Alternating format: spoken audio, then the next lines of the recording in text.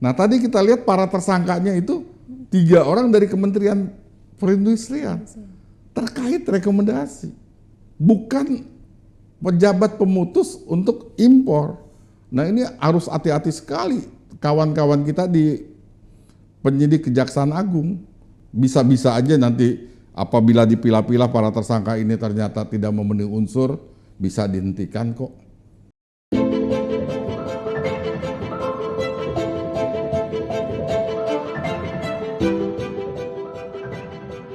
Assalamualaikum warahmatullahi wabarakatuh. Kembali lagi dengan saya Dewi Ayu Lestari dalam program Serambi Adi Warman. Serambi Adi Warman merupakan program edukasi hukum yang mana akan membahas tentang permasalahan keadilan yang hangat terjadi di kalangan masyarakat. Program official Adi Warman ini juga melakukan penelusuran hukum serta mengemasnya dalam bentuk karya jurnalistik bertujuan untuk memberikan pemahaman hukum sesuai undang-undang yang berlaku di Indonesia. Dalam tema kali ini, Serambi Adi Warman akan membahas kasus korupsi impor garam, siapa yang bertanggung jawab. Sebelum acara kita mulai, mari kita simak tayangan berikut.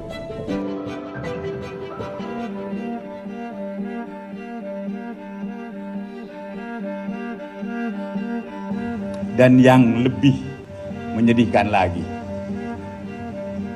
garam ini yang tadinya khusus diperuntukkan untuk industri, dia dicetak dan menggunakan SNI, artinya lagi yang seharusnya UMKM yang mendapat rezeki di situ dari garam industri dalam negeri. Ini mereka garam ekspor dijadikan sebagai industri Indonesia, yang akhirnya yang dirugikan adalah para UMKM. Ini juga mempengaruhi usaha PN Garam milik BUMN, di mana tidak sanggup bersaing dengan harga murah yang ditimbulkannya. Ini adalah sangat-sangat menyedihkan. Sangat tidak bagus sekali, harga garam yang kami terima sangat murah. Itu antara 500 sampai 500 rupiah per kilogram.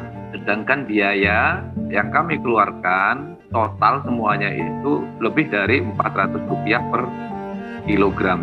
Yang kami hasilkan itu sebenarnya untuk makan aja susah, apalagi untuk kebutuhan biaya yang lain. Begitu UMKM itu juga kesulitan untuk memasarkan garam kami, berikutnya adalah pembeliannya juga ke kami juga akan tersendat. Terjadi penumpukan garam karena kita garamnya tidak terbeli. Garam kami selain harganya murah juga tidak laku. Ingin berpartisipasi dalam ikut serta menjernihkan atau memberikan pendapat dan pandangan dan juga apa yang pernah saya ketahui sebagai Menteri Kelautan dan Perikanan. Tapi tentu persoalan di Kementerian Kelautan dan Perikanan adalah tentang perlindungan para petani garam. Melindungi petani garam dengan apa? Ya dengan harga yang stabil dan baik. Para petani berproduksi lebih baik, lebih banyak dengan harga yang tentu terjamin di atas harga produksinya. Dan itu adalah kepentingan saya, kepentingan negara, kepentingan bangsa ini. Ya, yang terakhir ya saya ingin kalau ada orang-orang yang memanfaatkan tata regulasi niaga dalam hal perdagangan yang bisa merugikan para petani, ya tentunya itu harus mendapatkan ya hukuman yang setimpal.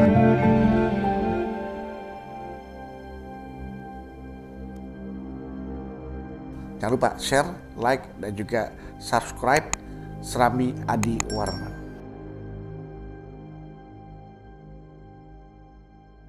Baik sahabat Serambi Adi Warman di rumah, kali ini kita sudah bersama Bapak Adi Warman. Mari kita sapa terlebih dahulu. Assalamualaikum Pak Adi. Waalaikumsalam warahmatullahi wabarakatuh. Baik, gimana Pak Adi kabarnya? Alhamdulillah. Mbak Ayu gimana kabarnya? Sehat Pak Adi. Sehat, alhamdulillah. Alhamdulillah Pak.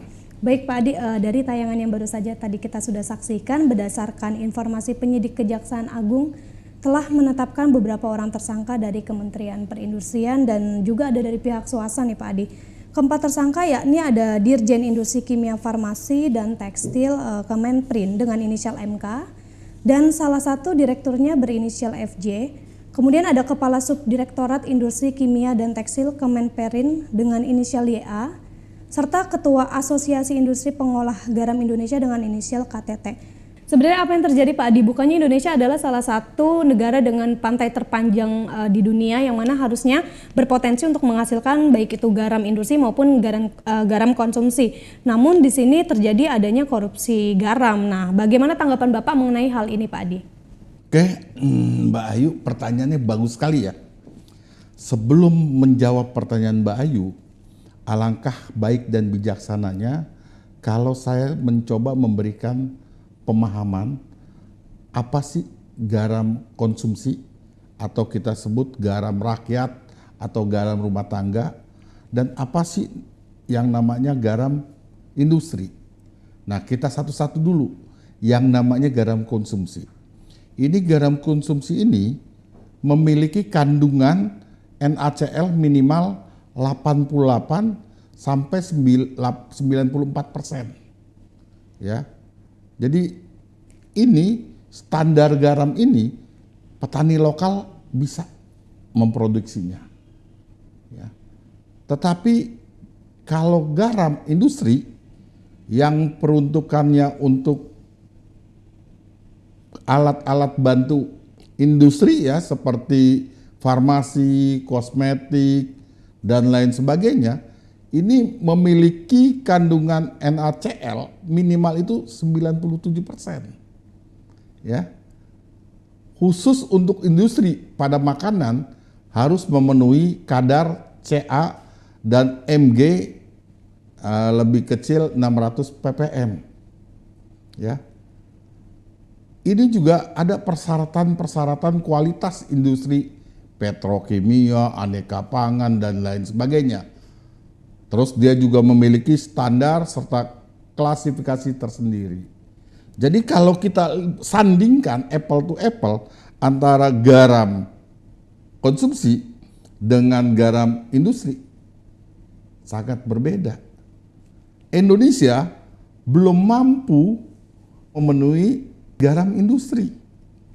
Ya, sehingga Indonesia impor ya dari luar, dari Selandia Baru, dari beberapa negara lain ya, diimpor ke Indonesia. Kenapa impor? Karena Indonesia belum mampu, ya, belum mampu memenuhi garam industri yang kadar tadi NaCl 97 minimal, ya. Sedangkan kita garam lokal tadi 88 sampai 94. Nah, jadi di situ aja udah suatu buah perbedaan. Nah, tadi kita pahami dulu bahasa narasi yang dibangun oleh Pak Jaksa Agung yang dikhawatirkan beliau ada garam impor masuk ke Indonesia, ya kan, dengan karena harganya murah, terus di kotak-kotak kita dikasih SNI, terus dijual jadi garam konsumsi. Itu merugikan petani garam. Itu narasi dari Pak Jaksa Agung. 4 orang ya tersangkanya di situ.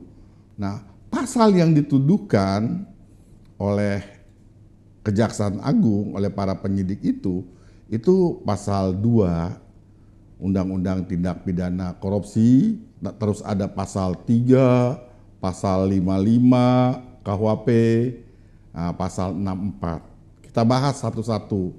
Di pasal 2. Di pasal 2 itu dikatakan Undang-Undang Tipikor ya 31 tahun 99, setiap orang yang secara melawan hukum melakukan perbuatan memperkaya diri sendiri ya atau orang lain atau suatu korporasi yang dapat merugikan keuangan negara atau perekonomian negara dipidana dengan pidana penjara seumur hidup atau pidana paling singkat 4 tahun atau paling lama 20 tahun dan denda paling sedikit 200 juta rupiah, paling banyak 1 miliar. Nah, unsurnya ini kita lihat coba setiap orang ya, setiap orang itu siapa saja ya yang sebagai subjek hukum. Ya, secara melawan hukum, artinya ada hukum yang dilawan di situ. Ya. Jadi di Indonesia ini memperkaya diri sendiri ya. Itu boleh-boleh aja, tetapi yang dilarang itu adalah memperkaya diri sendiri dengan cara melawan hukum. Ya, hukum itu unsur berikutnya, memperkaya diri sendiri atau orang lain atau suatu korporasi yang merugikan keuangan negara. Poinnya di situ, kalau kita lihat dari kasus ini harus ada perbuatan melawan hukum, harus ada unsur memperkaya diri sendiri, artinya bertambah harta dari si pelaku, ya kan? Terus berikutnya merugikan keuangan negara. Di mana keuangan negara? Terus atau perekonomian negara. Jadi unsur-unsur itu harus terpenuhi. Nah, kita lihat dalam kasus ini juga dituduhkan pasal 3-nya. Dalam pasal 3 itu dikatakan setiap orang yang dengan tujuan menguntungkan diri sendiri atau orang lain atau suatu korporasi menyalahgunakan kewenangan, kesempatan dan sarana yang ada padanya karena jabatan, ini penyalahgunaan wewenang, atau kedudukannya yang dapat merugikan keuangan negara, perekonomian negara, dipidana penjara seumur hidup, atau pidana paling singkat 1 tahun, paling lama 20 tahun, atau denda paling sedikit 50 juta, paling lama paling banyak 1 miliar. Itu pasal dalam Undang-Undang Tindak Pidana Korupsi. Dijuntokan kepada pasal 55 penyertaan, ya, karena pelakunya dianggap ini ada yang ikut serta dan lain sebagainya dari 4 itu, maka jaksa penyidik membidik dengan pasal 55. Tambah lagi jaksa penyidik membidik juga dengan pasal 64, ya, konkursus, tindakan yang berlanjut, dianggap ada beberapa perbuatan pidana, ya, dianggap sebagai perbuatan yang berlanjut. Di sini dikatakan jika antara beberapa perbuatan meskipun masing-masing merupakan kejahatan atau pelanggaran ada hubungannya sedemikian rupa sehingga harus dipandang sebagai satu perbuatan berlanjut. Ya. Jadi dengan 4 pasal tadi ditujukan kepada para tersangka.